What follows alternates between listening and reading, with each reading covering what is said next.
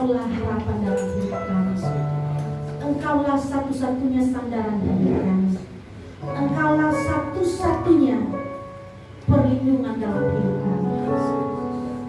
Terima kasih Bapak, terima kasih Yesus. Kami jemaat di tempat ini sudah memuji-muji Engkau, sudah menyenangkan Engkau. Tiba saatnya Tuhan, kami mau mendengarkan isi hati.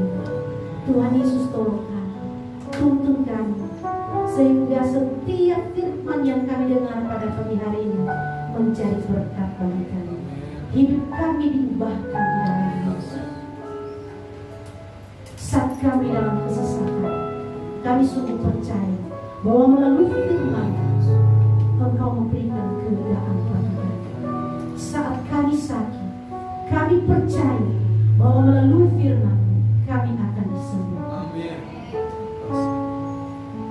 Pada saat kami lemah, kami sungguh percaya melalui firman kami dikuatkan. Terima kasih Bapak, terima kasih. Kami mau duduk manis di hadapan-Mu. Kami mau mendengarkan isi hati-Mu. Biarlah Roh-Mu Tuhan yang menguasai hidup kami, sehingga ketika kami mendengar firman-Mu, kami boleh benar-benar memahami, mengerti apa yang kami dengar, dan kami boleh lakukan dalam kehidupan kami hari ini sekarang. Engkau perlengkapi hamba-Mu dengan hikmat yang daripada Tuhan, sehingga hamba-Mu hanya menyampaikan isi hati Tuhan saja. Segala hal yang ingin mengganggu kami, konsentrasi kami ketika kami mendengarkan firman Tuhan, kami usir, kami tolak di dalam nama Tuhan Yesus. Kami hanya mau Roh Tuhan yang mengambil alih seluruh pembicaraan firman Tuhan ini. Terima kasih Bapak, terima kasih. Inilah pemberitaan firman dari awal hingga akhirnya. Kami serahkan ke dalam tangan Tuhan. Di dalam nama Tuhan Yesus, kami berdoa dan bersyukur. Haleluya. Amin. Haleluya. Shalom. Shalom. Shalom.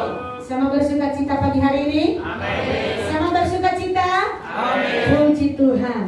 Ya, kita sudah pakai kuning hari ini. Dan yang pakai kuning kita bersuka cita karena kita masih ada sampai hari ini.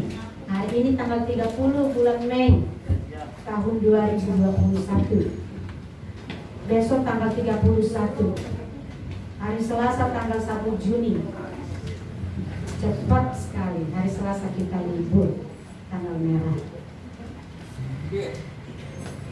Baik jemaat Tuhan, setelah mengikuti ibadah KKR selama 10 malam, saya percaya kita semua sudah menerima kabar baik. Bahkan hidup kita sudah menerima pencurahan Roh Kudus. Kita dimenangkan oleh Tuhan. Kita bersorak-sorak, semangat walaupun hujan kita datang. Sungguh luar biasa jemaat di tempat ini. Haus akan kebenaran firman Tuhan, haus akan ketemu dengan Tuhan, ingin memuji Tuhan, ingin mendengar kabar baik. Kita yang hadir juga pada pagi hari ini, saya percaya kita ada di tempat ini bukan mencari yang lain, bukan karena mau ketemu dengan siapa-siapa, tetapi karena kita punya kerinduan yang besar. Saya mau memuji Tuhan, saya mau menyenangkan hati Tuhan, saya mau melayani Tuhan. Saya sudah menerima pencurahan Roh Kudus, saya mau melakukan itu dalam hidupku. Amin. Baik, sebelum kita jauh membahas akan hal itu, mari kita sama-sama belajar firman Tuhan dulu pagi hari ini. Kita buka Alkitab kita dari surat Galatia. Galatia pasal 5. Galatia pasal 5 ayat 16 sampai ayatnya yang ke-26. Galatia pasal 5 ayat ke-16 sampai ayatnya yang ke-26. Nanti kita akan baca secara silih berganti. Hidup menurut daging atau roh. Maksudku ialah hiduplah oleh roh, maka kamu tidak akan menuruti keinginan daging. Sebab keinginan daging berlawanan dengan keinginan roh, dan keinginan roh berlawanan dengan keinginan daging. Karena keduanya bertentangan, sehingga kamu setiap kali tidak melakukan apa yang kamu kehendaki. Akan tetapi jikalau kamu memberi dirimu dipimpin oleh roh, maka kamu tidak hidup di bawah hukum Taurat. Perbuatan daging telah nyata, yaitu percabulan, kecemaran, hawa nafsu, penyembahan berhala, sihir, perseteruan, perselisihan, iri hati, amarah, kepentingan diri sendiri, percideraan, roh pemecah. kedengkian, melakukan pesta pora, dan sebagainya. Harap semuanya itu diperingatkan kamu, seperti yang telah kubuat dahulu, bahwa barang siapa melakukan hal-hal demikian, ia tidak akan mendapat bagian dalam kerajaan surga. Tetapi buah roh ialah kasih, sukacita, damai sejahtera, kesabaran, kemurahan, kebaikan, kesetiaan. Kelemah lembutan, kepuasan diri, tidak ada hukum yang menentang hal-hal itu. Barang siapa menjadi milik Kristus Yesus, ia telah menyalibkan daging dengan segala hawa nafsu dan keinginannya. Jikalau kita hidup oleh roh, baiklah hidup kita juga dipimpin oleh roh. Dan janganlah kita gila hormat, janganlah kita saling menantang dan saling mendengki. Amin. Demikianlah firman Tuhan bagi kita pada pagi hari ini. Ya, sepanjang bulan Mei kita belajar tentang kabar baik. Bahwa kabar baik itu adalah Injil. Injil itu adalah Kristus sendiri, Yesus sendiri, ditambah 10 malam. Di bulan Mei ini kita ada 6 kali ibadahnya, ditambah 10 jadi 16 kali. Luar biasa, 16 kali kita dengar kabar baik di tempat ini. Di luar konser, di luar kaum pria, di luar ibadah kaum wanita. Kalau ditambah 19, ditambah pemuda, jadi 20. 20 hari, 20 kali kita mendengar kabar baik, khususnya di gereja kita di tempat ini. Tinggal 11 hari karena 31 hari kan di bulan Mei. Saya percaya 11 harinya kita baca sendiri. Amin. Tanpa dijelaskan.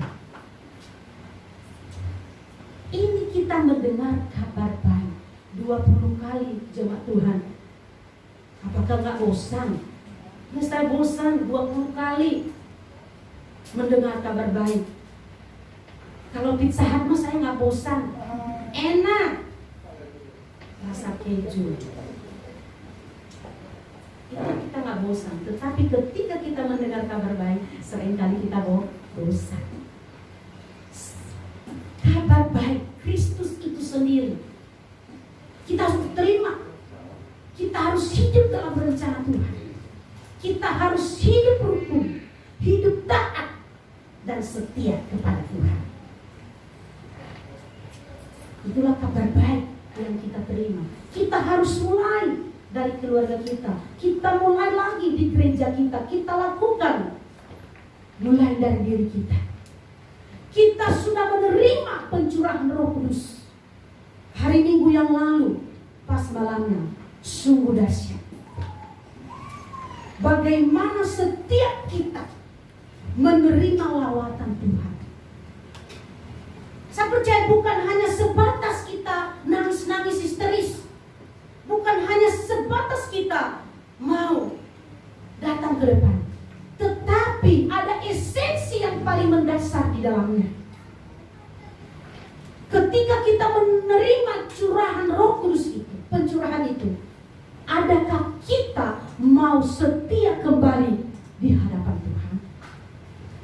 Apakah hanya sebatas kita maju ke depan? Bukan itu dasarnya. Kita nangis-nangis sekencang-kencangnya. Yang penting sudah didoakan, rebah segala macamnya. Apakah hanya sebatas itu? Sebagai umat Tuhan, ketika kita menerima lawatan Tuhan, kita menerima kabar baik itu, berarti kita mau melakukannya dalam hidup kita. Apakah ciri orang yang membawa kabar baik itu?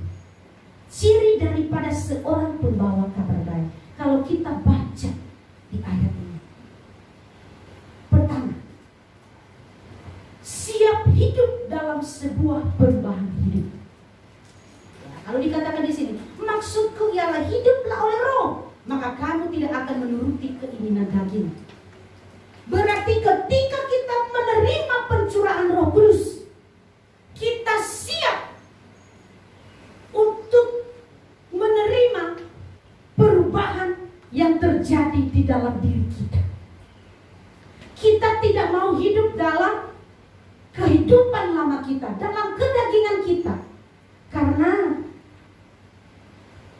kehidupan di dalam daging sangat bertentangan dengan kehidupan di dalam roh. Kehidupan lama kita sangat bertentangan dengan kehidupan ketika kita sudah ada di dalam Kristus. Amin. Berarti ketika kita menerima pencurahan Roh Kudus, kita sudah menerima lawatan Tuhan, kita siap hidup dalam perubahan. Perubahan apa? Perubahan dari perilaku kita yang memang kita hidup enak di dalamnya, kita melakukan dosa. Tetapi kita mau tinggalkan itu. Kita mau hidup di dalam hidup yang sudah diubahkan oleh Tuhan. Itulah artinya bahwa kita siap hidup di dalam hidup yang berubah. Hidup lama kita tinggalkan. Kita mau hidup di dalam Kristus sempurna. Amin. Makanya dikatakan di Roma pasal 12 ayat 2, berubahlah oleh pembaharuan budimu, supaya engkau dapat membedakan mana yang baik dan mana yang tidak baik, apa yang berkenan di hadapan Tuhan dan apa yang tidak berkenan di hadapan Tuhan. Kalau kita sudah menerima pencurahan itu, sudahkah kita siap untuk hidup baru di dalamnya? Sudahkah kita siap untuk mau melangkah untuk melayani Tuhan? Itu kabar baik harus melangkah di hari ke-6. Jadikan kami satu seperti kerinduanku, agar dunia tahu bukti nyata dari kasih-Mu. Sebelum kami pergi memberitakan kasih-Mu, mulailah dari kami lebih dulu, jadikan kami satu. Kita sudah siap untuk melayani Tuhan. Kita sudah maju ke depan, kita sudah nangis-nangis di hadapan Tuhan. Ketika kita nangis, berarti ada roh Tuhan menyadarkan kita, hai anakku, berubahlah, siapkan diri, beritakanlah kabar baik itu. Amin. Ketika kita maju ke depan, berarti Tuhan sudah tuntut kita. Inilah anak-anakku yang siap saya pakai. Tapi kita yang sudah datang di hadapan Tuhan, apakah kita benar-benar siap di hadapannya? Makanya hari ini, mari kita benar-benar siap untuk membawa kabar baik itu kepada semua orang. Kita terus bawa dalam kehidupan keluarga kabar baik itu. Sama keluarga kita, di lingkungan kita. Mungkin terkadang kabar baik itu susah untuk diterima. Tetapi kalau kita terus bawa kabar baik itu dalam kehidupan kita, saya percaya orang yang ada di sekitar kita juga akan terbuka hatinya untuk menerima kabar baik itu. Kita harus siap. Kita harus siap. Kita harus mengalihkan kedagingan kita sangat bertentangan bertentangan. Kalau kita mau ikut Yesus, kita harus pikul salib. Ini salib ini kalau kita bawa-bawa berat. Saya pernah coba angkat berat ternyata.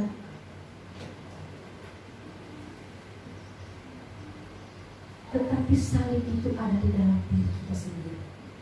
Adalah karakter kita sendiri, hidup kita itu.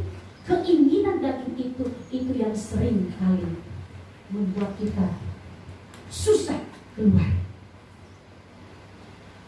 Kedagingan kita yang mendominasi hidup kita. Akhirnya kita tidak mampu untuk keluar.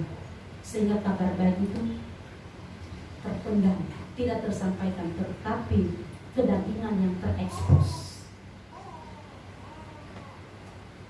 Yang dilihat orang jadinya kehidupan lama.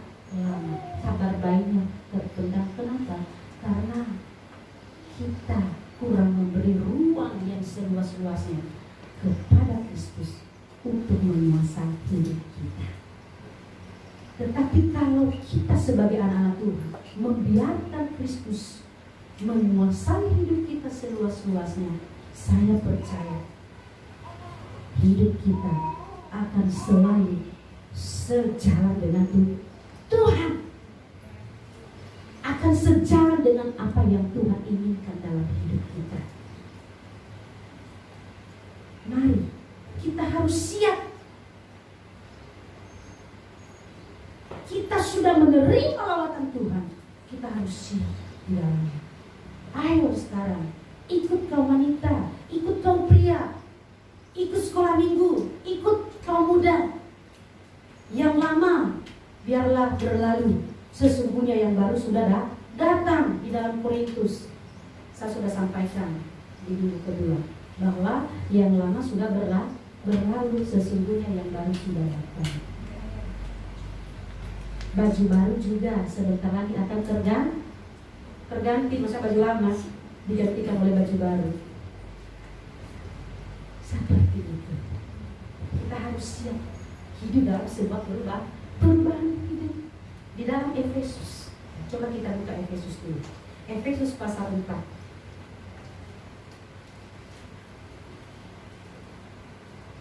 Efesus pasal 4 ayat yang ke-22 dan sampai ke-24, yaitu bahwa kamu berhubung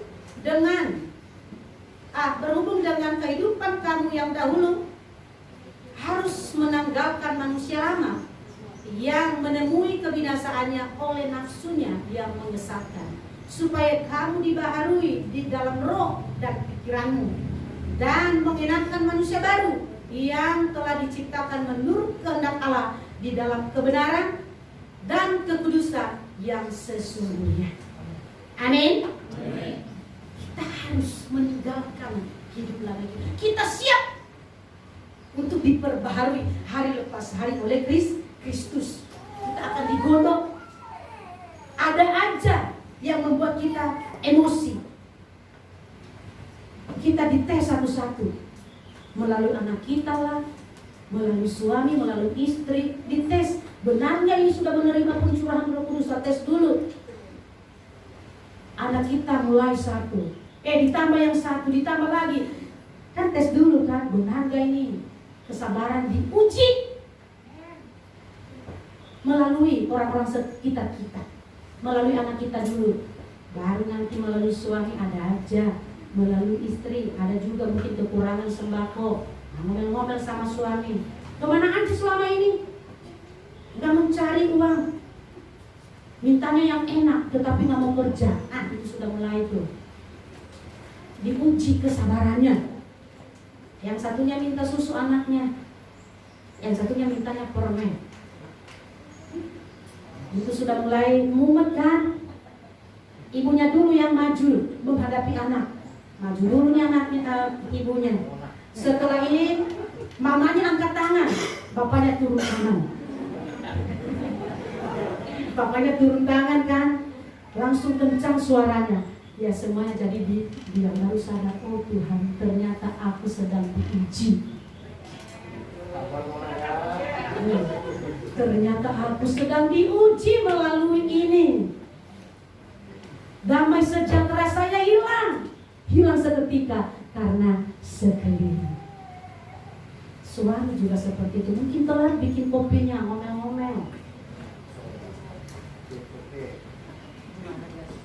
Jadi saling balas membalas. Tadi kan sembako nggak sediain kan? Sekarang saya balas nih, nggak bikin kopi. Jadi seperti itu. Memang berat semuanya kita menanggung. Baik istri-istri maupun bapak-bapak berjuang untuk mencari uangnya untuk sembakonya. Ibu-ibu berjuang juga untuk menghemat sehingga sampai sebulan tidak habis tapi berkelebihan. Amin. Akhirnya kesabaran itu teruji sesuai dengan waktunya. Tidak ada yang berantem. Amin. Ketika kita semakin dekat kepada Tuhan, godaan itu juga semakin kencang menggoncang kita. Mau melayani Tuhan hari ini, sepanjang minggu ini ada aja godaan sehingga kita emosi. Mau main musik, ada aja. Mau mimpin pujian semuanya, mau bawa firman Tuhan, ada aja godaan. Dimulailah dari hari Rabu. Nah, kita sudah ngomong. Ya seperti itu, kita selalu diuji dengan orang-orang sekitar kita. Jangan kita berpikir, Tuhan, saya sudah menerima lawatan ini, saya sudah menerima pencurahan ini, saya sudah menangis-nangis Tuhan. Masa saya melewati ini lagi? Ada aja orang yang bertentangan dengan saya. Bukannya Tuhan sudah ada di pihak saya? Sebenarnya yang tidak baik itu sudah jauh-jauh dari aku. Tetapi melalui itulah kita akan dilatih. Ketika kita melewati ujian itu, berarti yang selanjutnya kita bisa akan lewati. Kalau omelan-omelan sudah kita lewati, badai pun kita bisa lewati. Amin. Yang sudah pernah naik kapal laut maksudnya. Ya, kalau saya sudah pernah itu dari Nia sampai ke Jakarta. Aduh, pusing-pusing deh. 4 malam, 3 hari, oleng-oleng, apalagi dari Padang, antara Jakarta ini sampai ke Padang, yang pun luar biasa. Tapi kalau sudah sampai di Padang, enak kita bisa makan nasi Padang. Saya dulu penasaran tahun 2000, yang mana sih di Padang itu seperti apa? Karena mampir dulu kan sebelum sampai ke Jakarta tahun 2000. Kami keliling-keliling di kota Padang. Katanya nanti kapalnya berangkat jam segini. Nah teman-temanku juga, kan 20 orang diberangkatkan dari Nias ke sini, mau sekolah Alkitab. Luar biasa. Kita jalan-jalan dulu, baru kita lihat sebentar lagi kapal, nanti kita ketinggalan. Mana kita tidak tahu, kita itu mau kita ngikut angkot aja. Ampun, itu pengalaman tahun 2000. Untung kami nggak ketinggalan kapal. Udah dipanggil-panggil, berangkat mau ke Jakarta. Kalau cuma ditinggalin di Padang bagaimana? Nangis-nangis deh, nggak jadi sekolah Alkitab. Ketinggalan di kapal. Apalagi uang saya cuma 350.000 dari Nias ke Jakarta. Dikasih bapaknya si Afran 350.000. Ini ongkos kamu nih 100.000 dari Jakarta, dari Nias ke Jakarta. 80.000 serahkan di kampus untuk alma mater. Udah habis, belum lagi ongkos ke sini, udah habis. Katanya memang uang kamu ini 350.000 dari Nias sampai ke Jakarta, kamu nggak punya uang lagi. Benar juga sih, tetapi penyertaan Tuhan itu selalu nyata. Amin. Ini abang saya kasihnya 350, tapi dia udah perhitungkan. Karena memang dulu dia lama juga di sini, kesana kemari. Makanya dia tahu, kamu nanti di mana? Saya di Utista. Oh iya, ternyata dia tahu lingkungan tersebut. Mungkin dulu dia kembali sama saya waktu dia ke Indonesia. Seperti itu, kita selalu diuji. Jadi jemaat Tuhan, mari kita harus siap hidup dalam sebuah perubahan. Amin. Hidup dalam sebuah perubahan. Ketika kita siap hidup dalam sebuah perubahan itu, percayalah Bapak Ibu Saudara, penyertaan Tuhan itu tidak akan jauh dari kita, selalu nyata hari lepas hari. Dan berkat Tuhan juga tidak akan jauh-jauh dari kita.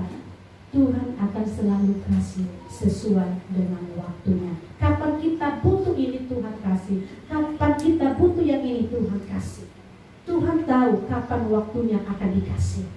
Seringkali kita memaksa, saya mau sekarang Tuhan, tetapi Tuhan tahu bahwa itu belum penting. Akhirnya nanti dikasih di saat kita tidak memikirkan. Tuhan selalu jawab sesuai dengan waktunya Tuhan, tidak sesuai dengan waktu kita. Kalau kita cepat-cepat, kalau Tuhan sesuai dengan waktunya, tepat pada waktunya. Makanya kita sering kali berkata, ya Tuhanku, pertolonganmu selalu nyata, tepat pada waktunya. Bukankah itu setiap kesaksian kita jemaat Tuhan? Itu yang kita selalu saksikan. Pertolongan Tuhan itu selalu tepat waktu, tidak pernah terlambat. Kalau kita mau nikah, dananya juga tepat waktu. Seringkali kita ragu untuk melangkah. Bagi yang lagi pacaran sekarang, ragu untuk melangkah. Bagaimana nanti kan ke pihak cewek, ke pihak ini, kita butuh ini segala macamnya. Tetapi ketika kita melangkah, saat itu juga Tuhan berkati, selalu tepat waktu. Sering kita berkata, malah berkelebihan, seperti perkawinan di Kana.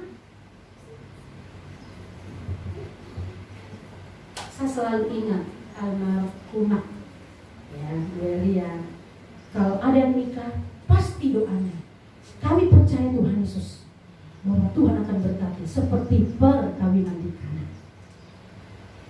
Selalu terjadi. Makanya jangan kita meragukan penyertaan Tuhan dalam hidup kita, asalkan kita mau hidup dalam perubahan itu. Mau digodok, mau ditatar, baik dari segi emosi yang meledak-ledak, kita ditatar melalui emosi kita. Kesabaran kita juga ditatar. Kesetiaan kita juga satu sama lain akan ditatar. Kesetiaan kita di hadapan Tuhan, beribadah di mana kita beribadah, berjemaah. Kesetiaan kita pasangan suami istri akan teruji oleh waktu.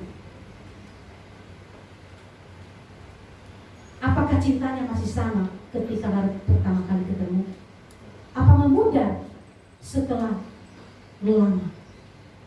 Itu akan teruji oleh waktu. Ada lagunya, saat ku renungkan hidup bersamamu, seringkali ku melupakanmu. Bukan lebay Pak, ini lagu. Ku berjalan sendiri, seakan ku mampu lalui tanpa kekuatanmu. Itu lagu-lagu memuji Tuhan itu memang puitis. Makanya gak usah kita cari kata-kata yang puitis dari lain, tetapi kita ambil dari Alkitab. Semakin banyak beban hidupku, tetapi saya semakin cinta kepada Tuhan. Amin. Hiduplah oleh perubahan. Amin. Jemaat Tuhan yang sudah menerima lawatan Tuhan, hiduplah oleh perubahan hidup. Jadi seperti itu, kita akan diberkati oleh Tuhan. Hal yang kedua, bahwa ciri seorang pembawa kabar baik tadi siap hidup dalam sebuah perubahan. Kedua, siap hidup dipimpin oleh Roh Kudus. Di dalam ayat yang ke-25,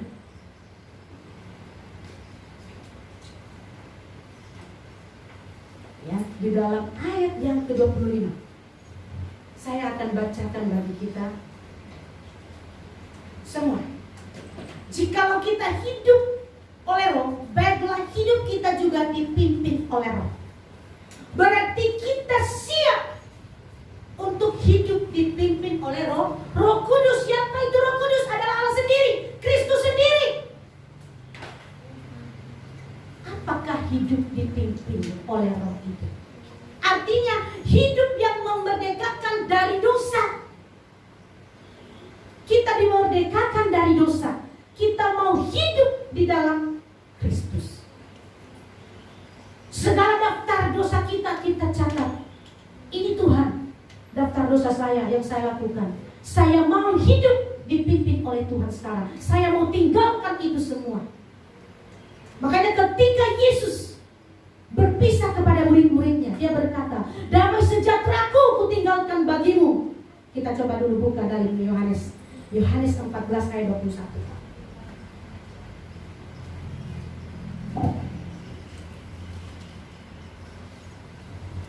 Yohanes 14 ayat 21. Damai sejahtera ku tinggalkan bagimu, damai sejahtera ku kuberikan kepadamu, dan apa yang kuberikan tidak seperti yang diberikan oleh dunia kepadamu. Janganlah gelisah dan gentar hatimu. Tuhan berjanji ketika dia naik ke surga berpisah dengan murid-muridnya, Yesus berkata, saya akan mengirim seorang penolong bagimu.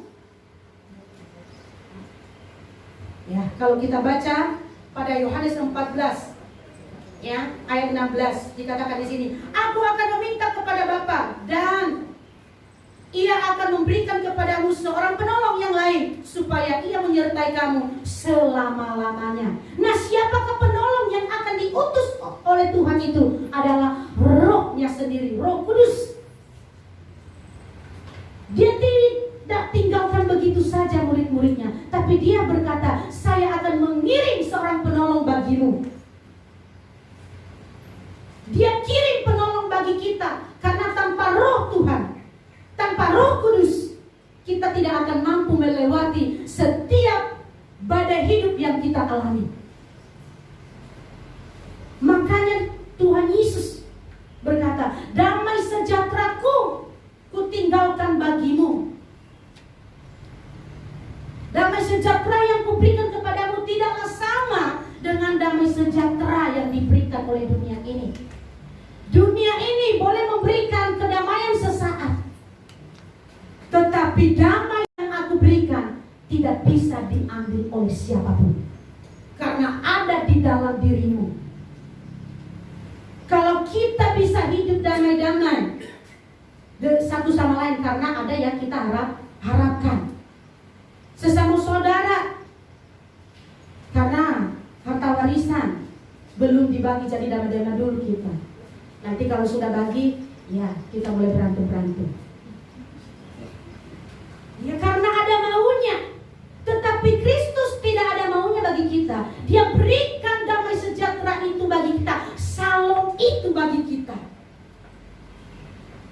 Dia berikan bagi kita supaya kita, anak-anaknya, selalu hidup damai, tidak berantem satu sama lain, tetapi saling hidup rukun.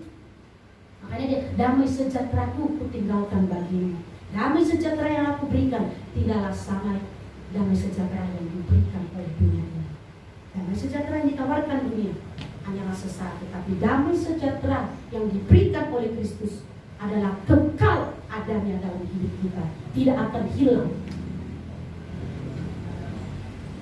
Yang lain boleh diambil, tetapi damai yang diberikan Yesus bagi kita tidak bisa diambil oleh siapapun, karena sudah termeteraikan oleh darah Kristus. Amin.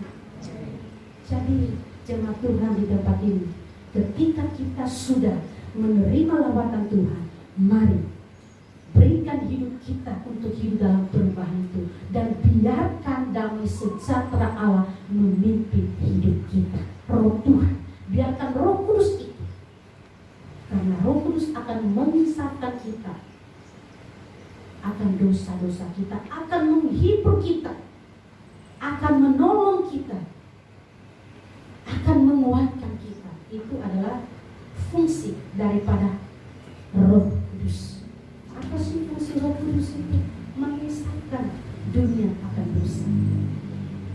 Sebagai penolong, sebagai penghibur di dalam hidup kita sebagai umatnya.